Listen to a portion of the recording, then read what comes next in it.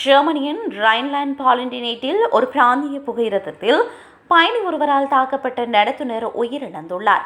Ticket சோதனையின் போது அவர் தாக்கப்பட்டதாக தெரிவிக்கப்படுகிறது. 36 வயதான குறித்த புகையிரத நடத்துனர் 26 வயதுடைய இளைஞன் ஒருவரால் தாக்கப்பட்டதாக போலீசார் தெரிவித்தனர்.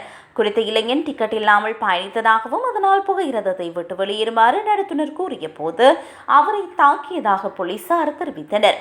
தாக்குதலுக்கு இலக்கான நடத்துனர் சரிந்து விழுந்தபோது அவருக்கு முதலுதவி அளித்த பயணிகள் போலீசாரை உடனே அழைத்தனர். அவர் மருத்துவமனையில் அனுமதிக்கப்பட்ட சிறிது நேரம் சுய நினைவின்றி இருந்துள்ளார். இதன் பின்னர் சிகிச்சை பலனின்றி அவர் உயிரிழந்தார். இதேவேளை தாக்குதல் நடத்திய நபர் சம்பவ இடத்திலேயே கைது செய்யப்பட்டிருந்த நிலையில் தற்போது தடுப்பு காவலில் வைக்கப்பட்டுள்ளார். அவருக்கு ஜெர்மனியில் நிலையான முகவரி இல்லை எனவும் அவர் இதுவரை பேச மறுப்பதாகவும் போலீசார் தெரிவித்தனர். இந்நிலையில் மரணத்திற்கான சரியான காரணத்தை உறுதிப்படுத்த பிரேத பரிசோதனை நடத்த திட்டமிடப்பட்டுள்ளது.